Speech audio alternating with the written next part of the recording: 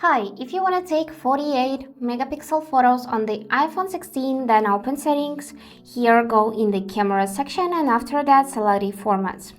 And now in the photo mode, you could see that there are only two options available, 12MP and 24MP.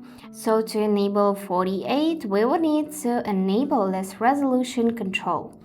As you can see, this is show camera control for capturing maximum resolution up to 48MP, and that is what we were looking for.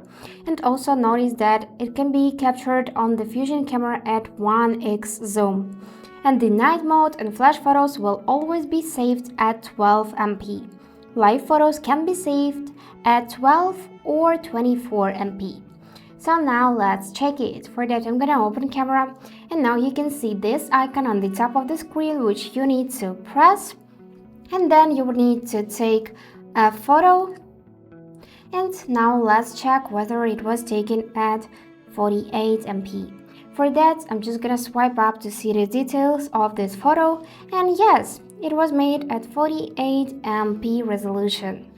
So that's it how it works. I hope this video was helpful for you and thank you for watching.